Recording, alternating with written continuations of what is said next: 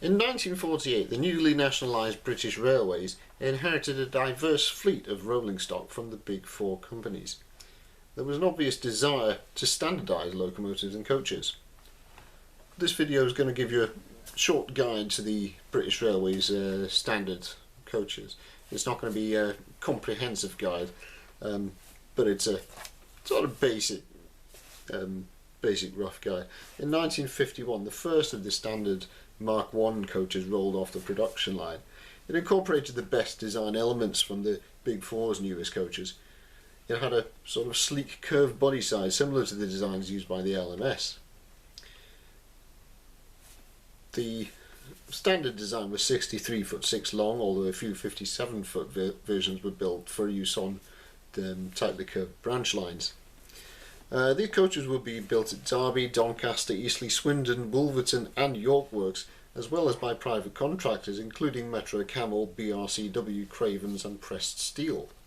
Electric and diesel multiple units were also built based on the same standard carriage design, but for this video I'm only going to concentrate on locomotive hauled coaches. Now, a huge variety of configurations were produced of the Mark I's, the most common being the TSO and FO open coaches, so the tourist standard open and first open. They have an open saloon with seats. Around table seating was in a 2+2 formation, so 2 seats on one side, 2 seats on the other side in standard class, and 1 seat on one side and 2 on the other in first class.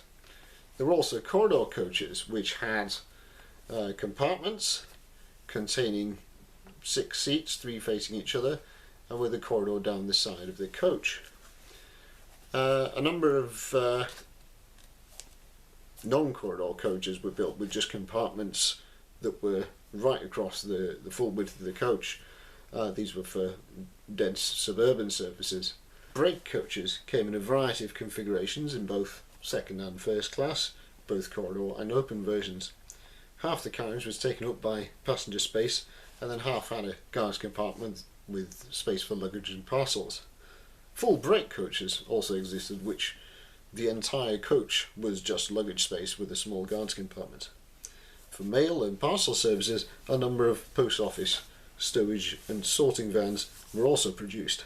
Non-passenger carrying stock also included general utility vans and covered carriage trucks, which were the four-wheel version, which were used on motor rail services. And there were also newspaper vans back when the railways still carried newspapers. Catering coaches came in a variety of configurations, ranging from the RKB full-length kitchen, which had just the entire coach was just kitchen. There was the restaurant buffet, an unclassified restaurant which had half was kitchen and half was seating, and then there was the RMB, the restaurant with miniature buffet, which had a small snack bar but was mainly 3/4 of the coach was just seating. Sleeper coaches were a similar layout to the corridor coaches, but instead of compartments with seats, you had a compartment with 2 bunk beds. These were recognisable by the half-width windows. Sadly, there aren't so many of these left. Most of them were scrapped, and the ones that exist contain blue asbestos, which makes restoration problematic. By far the most luxurious Mark I's were the Pullman coaches. These were built by Metro Camel. They were lavishly appointed with the 2+1 first class seating, and were easily distinguished by their brown and cream livery and inwards opening doors. A number of the Mark I Pullman coaches have been rebuilt for service in the Royal Scotsman touring train, one of which is a observation coach with an open balcony at the rear. Mark I coaches remained in BR service until the 1990s, with the Mark I derived multiple units lasting into the 21st century. And there are still many of them preserved and on charter trains. In 1964, the Mark II coach began production. This was an improved design. It was a semi-integral construction, and it's recognisable by its flat sides and curved corners. Early versions were pressure ventilated, the same as the Mark 1s, but from the Mark 2D version, these were air conditioned, which these can be recognised by the non-opening windows. Comparatively few Mark II catering vehicles were built. A handful of RMBs were converted from TSOs, and the RLO bar coaches for the Caledonian Sleeper, these were also converted from open coaches. No Mark II sleeper coaches were built, and no Mark II non-passenger carrying vehicles were built. A number of Mark II Pullman coaches were built for the Manchester and Liverpool Pullman services. These were the last purpose-built Pullman coaches, and the last to feature the inward opening doors that had been a feature of Pullman coaches since pre-grouping times. In service they featured a reversed colour scheme. The usual BR scheme of the 1960s was blue with a grey window surround. The Pullman coaches were grey with a blue window surround. Sectorisation in the 1980s resulted in a repaint into city livery. These coaches were withdrawn in 1985 and replaced with Mark III coaches, which I'm going to talk about in a minute. And many of them were scrapped, but a handful survive with West Coast Rail Tours, where they run in the older brown and cream livery. A number of Mark II first opens have been converted to Pullman standard for use in the Northern Bell charter train. These have outward opening doors with an oval drop light and are painted in the old brown and cream livery. Statesman Rail also have their own pretend Pullman rake consisting of Mark II FOs painted in brown and cream, and a rake of Mark IIs were also repainted into blue Pullman livery as part of a charter rake in 2006. One of these coaches is now preserved in the National Railway Museum. In 1979 the DBSO was introduced.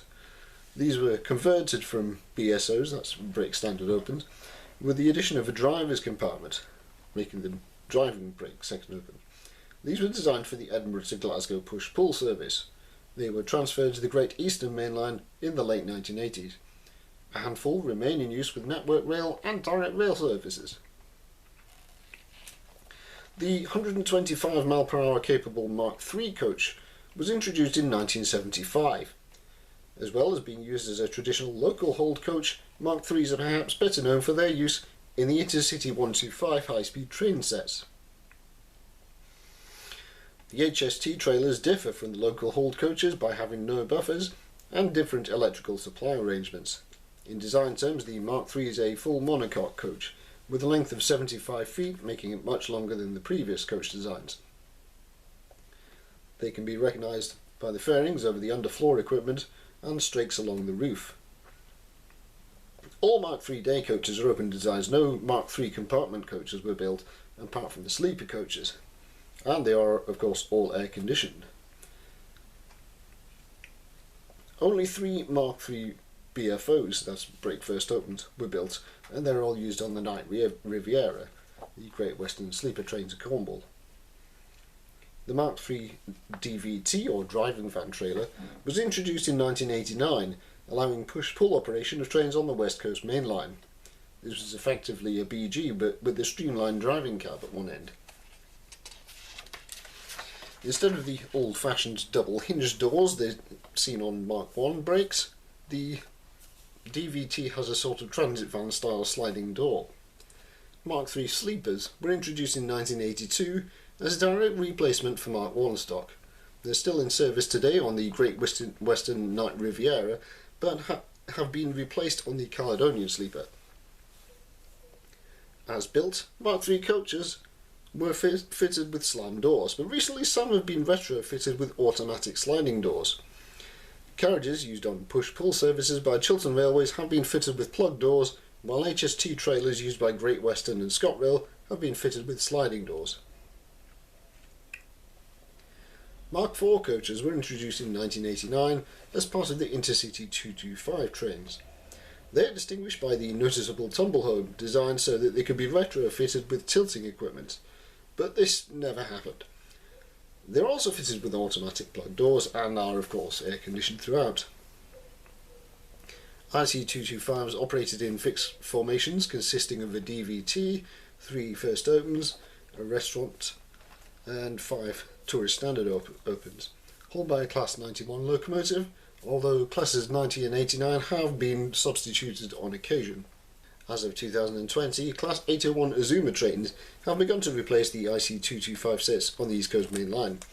Some coaches have been moved to Wales, where they are hauled by a Class 67 diesel locomotive on the Gerald of Wales dining train. The Mark IVs were the last local haul coaches produced under the nationalised British Rail. Since privatisation, most new trains have been multiple units, but now a new breed of local haul coaches has come into service. Mark V coaches are produced by CAF of Spain and for use on the Caledonian Sleeper and by Transpennine Express as part of their Nova 3 trains. The Caledonian Sleeper trains consist of SLE, SLEP, that's a sleeper with a pantry, SLED, or sleeper with disabled compartment, as well as RLO lounge cars and first open seated coaches. Only there is no dedicated brake coach, which begs the question, do the trains have enough luggage space? The Nova 3 sets include a driving trailer with a quite stylish streamlined cab. Unfortunately, I don't have a photograph of one yet. 3 TSOs, one with a disabled toilet, and a restaurant first open. Well, that's all for this video. If you have any questions or comments, leave them in the comment section below, and I'll see you next time. Take care now.